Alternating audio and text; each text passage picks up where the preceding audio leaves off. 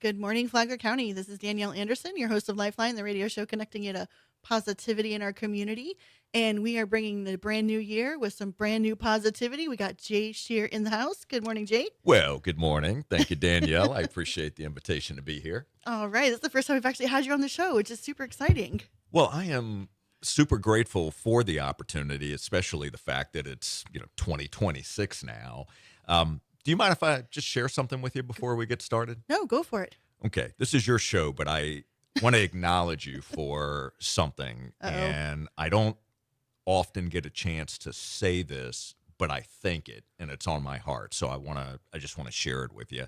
I have watched you for years, the way that you have grown in your own skills, grown in your own ability to lead and to be a really strong community advocate and leader and someone who I respect. And I just appreciate that level of growth and your commitment to this community. And you're someone, when I think of you, I always think of the word like omnipresent.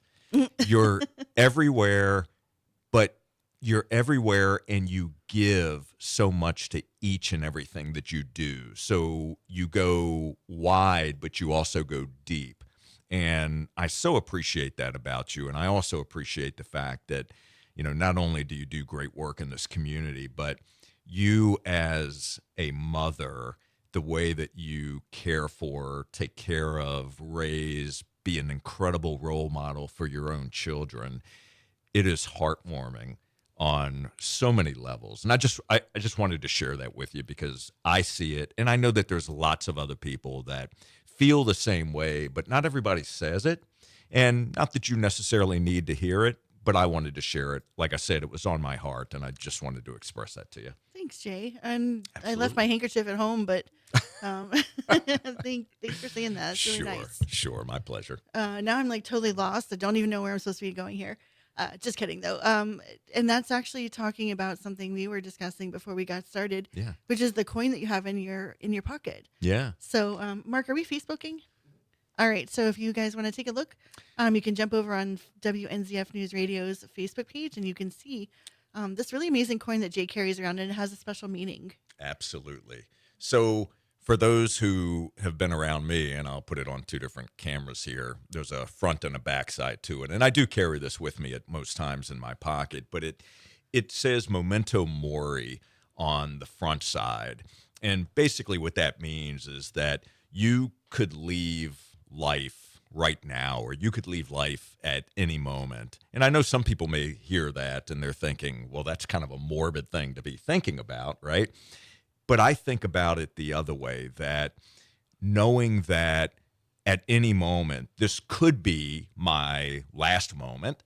And it's really an opportunity to do the thing that you've always thought about doing, to not wait to tell someone that you love them, to not wait to start the business, to not wait to go out and have that life experience that you've always thought about doing, but you said, I'll get around to it one day. Well, the one day is today. So it's really a motto that I live by now.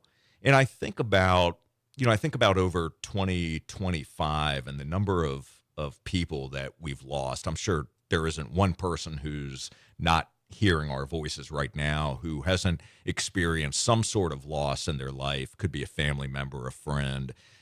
But I think about those situations, and I don't want to get to my last day, whatever that day is, and be full of regret and really wish that I had done something or had developed a new skill or given more, whatever the thing happens to be for you. So again, it's just a reminder, do it. Take action. Don't wait. And if it takes thinking about your last day to inspire you to do it, then do that. That's okay. And, for me, it's been like there was a shift in my life about 10 or 15 years ago, and I just decided every single day could be your last day. And people are like, I don't know how you are, everywhere you are, what you're doing. And it's because I want to soak up every single minute of life that there is out there. You know, there's like so many wonderful things and so much joy out there Yeah. and cool things to do. And it's like, I just want to be doing all of it, you know, because you don't know when your last day is. That's exactly right. So, since we're now in 2026, do you actually write down the things that you want to do, the things that you want to experience, the things that you haven't done yet, but are just filled with the juice of life? Dude, I have this bingo thing on my refrigerator, and I made it when I turned another year a few years ago. Okay. And it was all these things, and it's global. It's a global bingo card Cool. of things I want to do. And so as I've been able to do them, I've marked them off. There are more things still to do than I want, Hmm. but yeah, I keep track of that stuff. I mean, I've got big things there. How about you? Yeah, I do as well. So there are obviously big things that I think about, but I also try to bring it down to the ground, right? So let's just say that bingo card is an example. Lots of stuff on there. Yeah. I think about, okay, what do I want to prioritize? So there's a lot of things that I want to do. So what am I going to do this year? And then I start to prioritize those. So let's just say there's 3 big things that I would love to be able to do in 2026. What are some of those things? Well, for me, so I decided this year is going to be the year of connection. And to me, what that means is not necessarily expanding my circle. I've got a really good, strong circle, but not necessarily expanding it, but connecting on a deeper level with those individuals and some others that are outside of that circle. Because what I found is, and I don't want to get off track here, but I have found that if I'm not intentional about my boundaries, that I end up spreading myself way too thin. I know you've experienced that before. I know many of you who are watching and listening right now have experienced that too. Well, we're keeping you on the Cultural Council just in case that's on your list. Well, yes, and I appreciate that because I love the Cultural Council, the mission, what it stands for, and also the incredible board that we have and the Right. amazing leader right here. Hey. So, but what I have found, though, when I stretch myself too thin, that I'm not as present for the people that I need to be present for. Yeah. So for me, connection becomes very, very important. So 2026 is a year of connection. That's certainly something that's big for me. Also, I want to take a big trip this year. Ooh, good. And I've got some ideas in mind.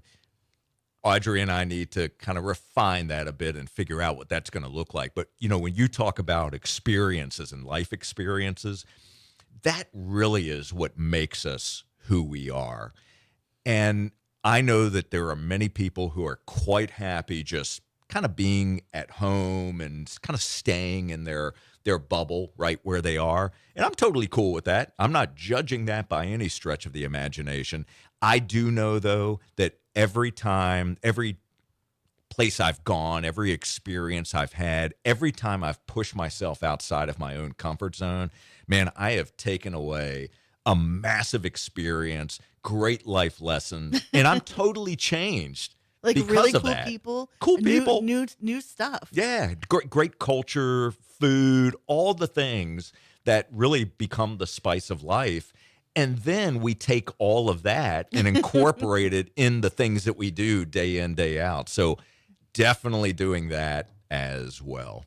Any place that you really want to go? What's in your heart? Yeah, so definitely Italy, Nice. and would love to go to Egypt. That's the bucket list. It's definitely on my list as well. And then also, I've been thinking about Iceland. Oh, the And Northern Lights. The Northern Lights. I saw you post about that, Yes. and man, what a blessing we had. That was just really Oh an my incredible gosh. experience. But those are kind of 3 areas that I've been focusing on. And at the end of the day, it's really what Audrey says she's most interested in doing. Dude, that's amazing. She's like, all right, babe, we're going here. Yep. So what's the third thing you're going to do this year? Third thing I'm going to do this year is pull back on certain things that I've been doing so I can make room for others. So kind of going back to setting boundaries and stretching yourself too thin, I've been very fortunate in my own business and very fortunate to be able to serve on different boards and being involved in different organizations. And I love that. And it gives me a lot of energy, and I love to be able to contribute wherever I contribute. I also find that it's important to recognize when you're getting stale. Yes. And you may think you're all that, and I know I'm not all that. And sometimes you just have to step back and let other people step up, take a leadership role, and help them be as successful as they can be. So stepping back for me is an important part of my own personal growth and my own development. And so that's another area that I'm working on and will be focused on this year. So when you're thinking about these things for yourself, and we just had Stedman Graham talking about self-awareness and self-improvement, Yeah. how are you able to kind of translate these messages to the people that you coach? Because sometimes it's hard for people to hear that they need to do something like that. Well, first of all, I find that most people, when they're ready for a coach, and let me state that again, you have to be ready for it, okay?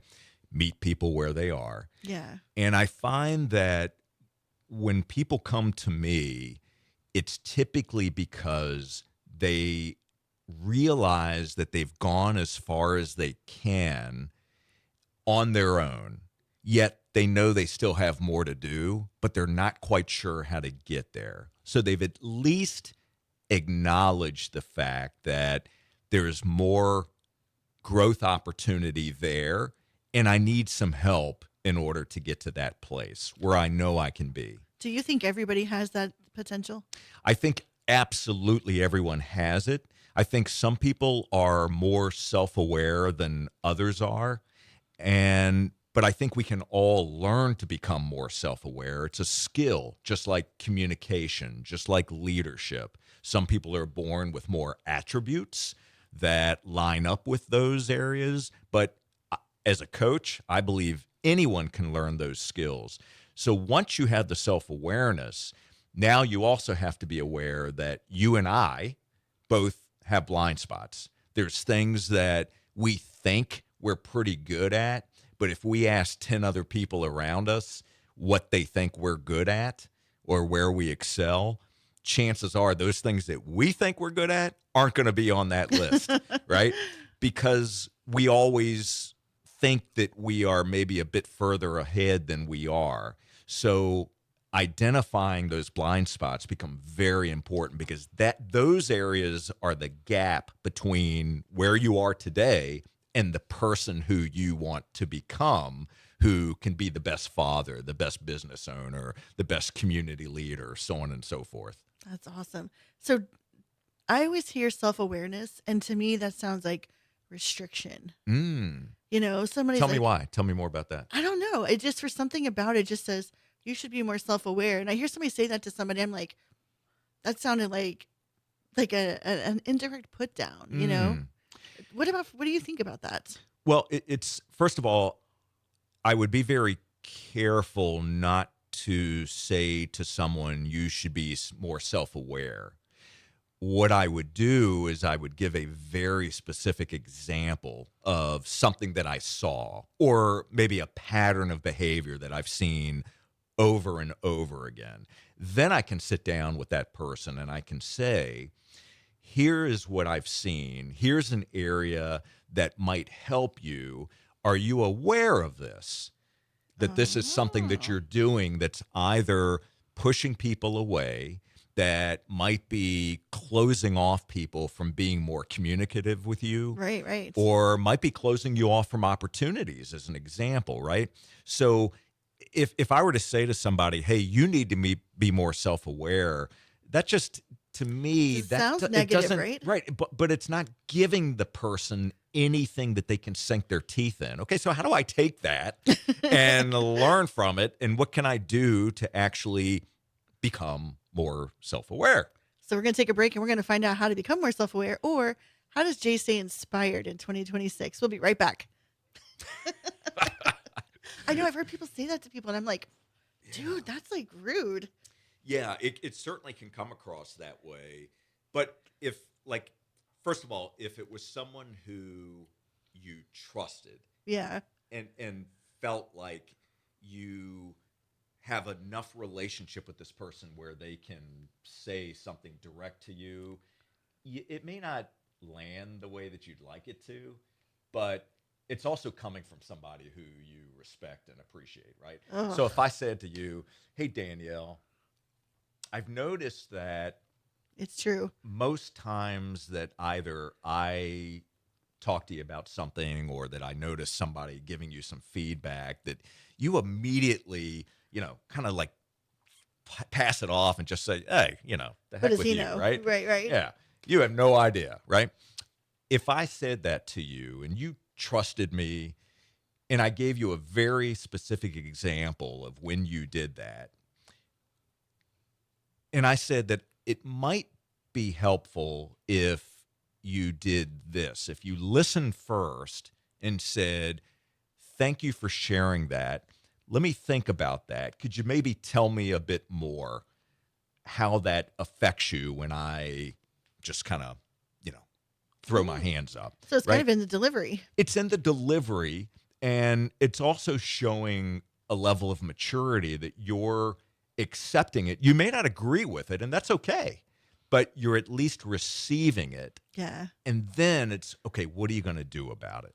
We should be putting this on the air so people understand how they need to deliver some stuff. I tell you, that's, Well, it'll be on Facebook. yeah, that's right. All right. So we're back with Jay Shear, and we're talking about delivery of messaging. And if you missed it, go to check out the Facebook, because a really cool off the sidebar record convo here. So we really want to talk about staying motivated in 2026.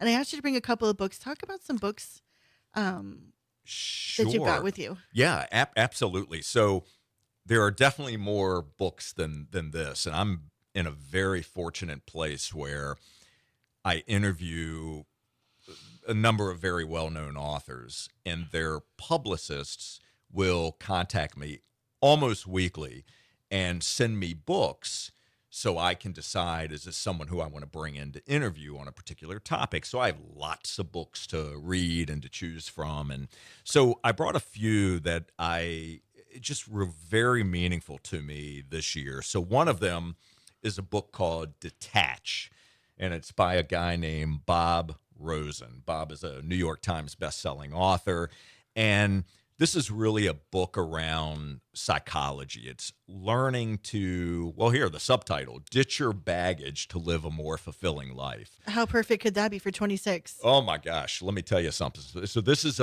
a great how-to book on identifying those things that really are weighing you down. The stories that you're telling yourself, the things that you believed about yourself that were never true, yet you latched onto those and you believed them and they're holding you back. Why does that happen? Well, look, we will hold on to different biases and different beliefs that other people give us. We could have heard something. Well, let me give you a simple example. So, and this is a personal example. So when I was a kid, I was told that children are to be seen, not heard. Simple statement. I don't know if you've ever heard that. It could have been a generational thing. Yeah. Okay. So, and I know it was not meant to be a derogatory thing, but I'm a little kid and I took that and I heard it and I believed it. Now, let me tell you what that did throughout my life. Children are meant to be seen, not heard. Okay? So I stopped communicating. Wow. I spoke, right? But I shrunk myself so small because I didn't want to be heard. When I was in class, growing up in my formative years, I sat in the back of the class. I would never raise my hand. I stayed super small because I just did not want to be that person because I heard those words echoing in my brain. So think about that. So the things that you hear, something that you may have heard from a grandparent or from a friend, we latch onto it and we tie so much meaning to it. Now, we don't take everything that we hear and attach meaning to it, but certain things Something land just with clicks. us. It just clicks, right? So what we have to learn to do is we have to learn how to be aware of those things that are programming us, right? The things that are repeating over and over again on a loop. It could be something like, you're not good enough to do that, or you're not smart enough for that, right? If I hear that and I believe it and I look for the evidence to support that, Oh my oh, gosh. it's just taking a yourself. never-ending cycle, right? So detach gives us the framework and the tools to be able to find those storylines and take that baggage away so we truly can excel and lead a fulfilling life. Is it pretty easy to follow? It is, and it's well written. It's full of science, but it's written in a way that's very, very easy to follow and would be applicable for anyone. Nice. All right, the next one is an amazing book that's going to be coming out in early January, early this month, and it's called The Other Side of Change: Who We Become When Life Makes Other Plans. And this is by Maya Shankar.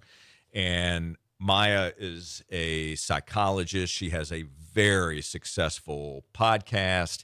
And this book is all about dealing with the big changes we experience in life, things that truly shake us up. It could be the loss of a job, the loss of a parent, children moving out of the home, things that maybe we were able to do at one point that we can't do anymore for whatever reason, dealing with big life changes and how we can take those life changes and learn to process them the right way so we can look for the things that can actually move us forward through that change and see what life looks like on the other side of that change. Because here's the reality. Let me take an example of losing a job.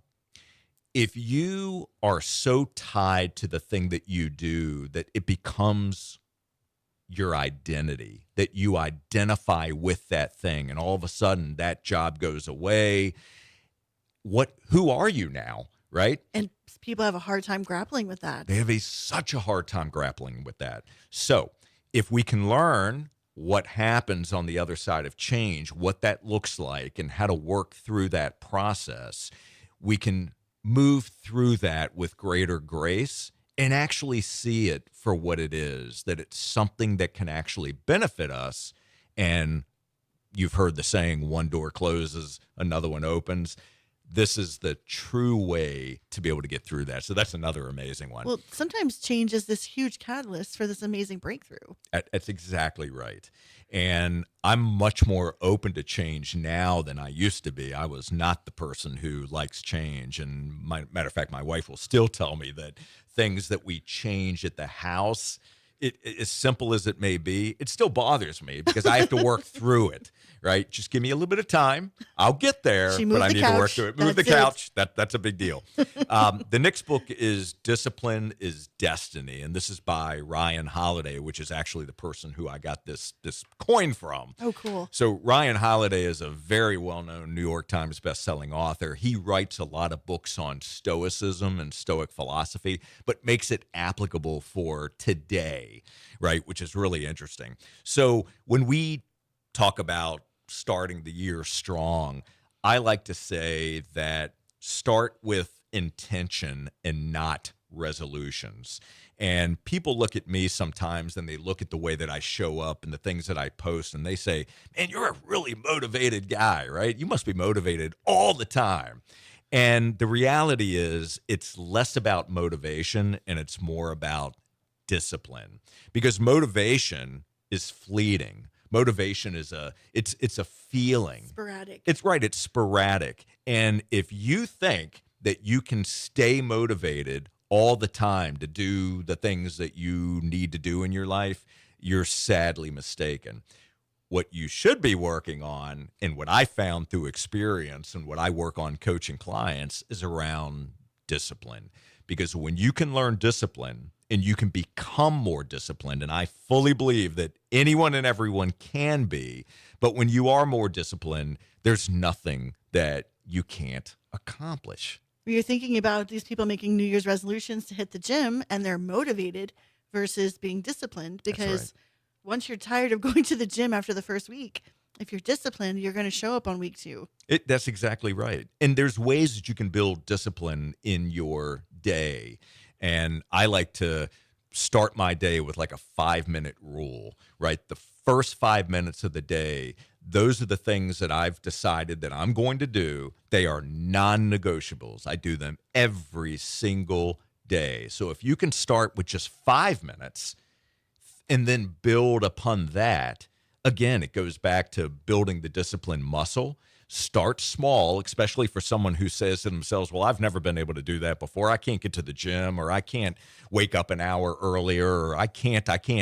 Well, yes, you can.